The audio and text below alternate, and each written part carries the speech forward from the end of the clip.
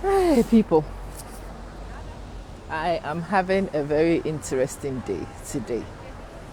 The reason why I am having an interesting day, I'm in the city of Westminster, and I'm actually in Victoria specifically at Victoria. And I'm looking at some of these characters. Okay, this one just presented himself. He's drunk a little or whatever, and he's a bit rowdy. But that's not what I wanted to show you. Do you see the park he's walked into? This park used to be a place where my friends and co-workers used to congregate. We worked for an agency called Blue Arrow. Depending on how old you are, I don't even know if Blue Arrow still exists. I have myself been out of agency work for a long time, but we worked for Blue Arrow. And Blue Arrow had a very vibrant office in Victoria. And so most of us were registered with Blue Arrow here in Victoria. Blue Arrow used to take us to glorious Goodwood, to Twickenham, to a lot of these sports venues, and we used to do service. Some of them were bartenders. I was a silver service waitress, and we did different things for this agency. But when we came in the morning, we would get here maybe an hour or two before we needed to be here. Whilst we waited for the agency to open, this was the park that most of us would sit at. The park is exactly the same. It hasn't had any extension. There's been no improvement. The same benches you see sitting there are the same benches that my friends and I used to sit on. Exactly like that. Nothing has changed about that park. We will come an hour or so before and we will sit here. And sometimes the agency staff will come to the park and come call out names. They will call out names and there will be buses. So they call your name, you go and get on the bus. If your name is not on the list, it means that you didn't get an assignment for that day. And you come back the next day to try again. And whilst we waited in those places, the dreams we had, many of them were students. Most of us were undergrad. A few were postgraduate students. But we will sit here and we will share our dreams. And when we came back, the buses will drop us off. And some people who were getting picked up by family members will sit here and wait. Those of us who were waiting for buses will sit and wait until it was our bus time. Those who were waiting for trains would go. The bus station and the train station are all walking distances from here. And I remember sitting here one time with this guy who had never been to Buckingham Palace before. And we had been working with this guy for a long time. He came in conversation and he's like, one of the things he dreams of being able to do is to visit Buckingham Palace. And I'm like, well, we will not be able to take you inside the palace, but my God, we can take you outside the palace. And we can do photography with you outside the palace. And guess what we did? Yeah, we walked just down here. You walk maybe, it's not even 10 minutes.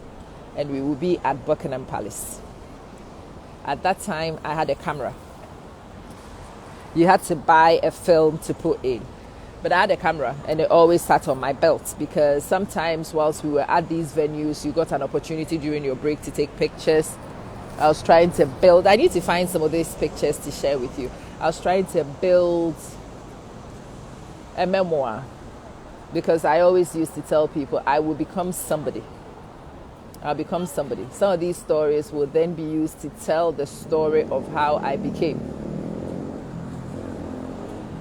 The somebody I was dreaming of becoming was a bit vague at that time. I wasn't sure what kind of somebody. And these red route buses, oh, these ones, you know, the red buses for tourists. I dreamed of being able to be on that bus as a tourist. I think the tickets were like £15 or £20 at the time, which was money I could not imagine spending on something like that.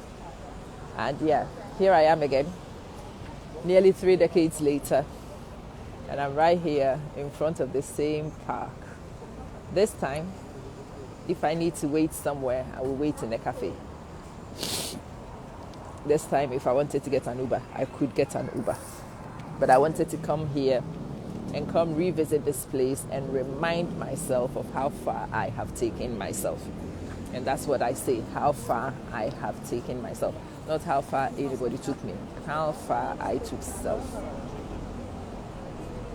The money we made in those things, in those days, were the monies that paid for my fees to study what I studied. And what I studied is exactly the reason why I have the profession I do have. And some of those monies, they've not just paid school fees. Some of those monies went into my savings accounts. And some of those monies were my contribution to the mortgage. No, I'm not a kept woman. I have never been. I am a self-made woman. And I say so with pure pride. Self-made. Other people inspired, other people motivated, other people supported, other people pushed. But the driving force for all of it was internally generated. I used to sit here to tell the people who were with me that there will come a time where I will not need to be sitting in parks like this. There will come a time where I can do things on premium. There will come a time, I used to say that there will come a time when I will fly into town and I will come and tell people about when I used to stand here. Is that not what I'm doing right now? I have flown back in. My suitcase is now my seat. I'm sat on my suitcase waiting. I just flew in internationally from this exotic place that is Abu Dhabi. I'm flying in for 3-4 days. That alone is something that would have blown my mind at that time. They were coming out of my mouth, but even I didn't really believe it. I didn't really believe it. Yeah. You know, I am humbled, I am relieved, I am proud of what I have built for myself and with myself and of myself from the starting point that I had. Those hours, and yeah, we'll get here 5:30, 6 a.m. It will be dark, but we'll be here anyway. You see those running for the bus? Yeah, that used to be me. That used to be me. Running for the bus for my dear life. Chasing. Not being able to stop. Dreaming of a day where I would walk here leisurely and not have a work schedule. I still do have a job and I have a schedule a lot of the time. But at least now I have episodes like this where money and income is not my only consideration, where I am able to say stuff, 2 days pay, I'm here to go and do whatever. When I can sit here and say that I'm not in a hurry. We started the day, my daughter and I, with no firm plans, and we are making the plans as we go. Yeah, that is an absolute luxury, to be able to make plans as you go. Starting from where I did, it didn't seem very possible. I'm in Victoria, reliving my life, admiring my starting point and the distance traveled to get here. I'm still nowhere near destination, but damn, I have moved. Yeah, I'm nowhere near actualization, but I've got some little accomplishments. Today, and for the next few days, I will take you to some of my places. I will remind you of the struggle. I want to take my daughter to my first council estate on Walworth Road, but it has been reclaimed, it has been redeemed, so it won't even be the same. It will be difficult to even spot the exact places. But I'm going to try and take my daughter and show my daughter. I tell them the stories of the bus stops that I used to get down at and run. Hopefully, how well Victoria is preserved may extend to those places, even with the reclamation. I expect that there are some gardens and some stuff that may still be preserved that I can show my daughter. The run to safety, the run for dear life, the run to preserve, the run, the 148 to Camberwell Green. I want to cry. It is so beautiful to see some things, or the sea turn to Canada water. I'm watching some of these things. The last 30, almost 30 years don't seem to have happened, because some things here have not changed one bit. And I suppose that's one of the things about this city that I am very grateful for. Not many things have changed. We will still come to Victoria another 50 years, and you will always see scaffolding around old buildings that somebody's trying to redeem and reclaim. Yeah. Oh, mama. I'm emotional. I am so emotional. And I wish in those days there were videos that I could have documented some of my experiences with my peers. This garden and what happened in these gardens and gardens similar to this were worthy of documentation. It's just at the time, video was not what it is now, but at least I can sit here now and relive. I'm walking down to the palace. Thank you, Sister Maureen. Thank you. I am loving it. I remember that in those days it was hand-me-down jackets that we would wear, and some of them did not even have jackets.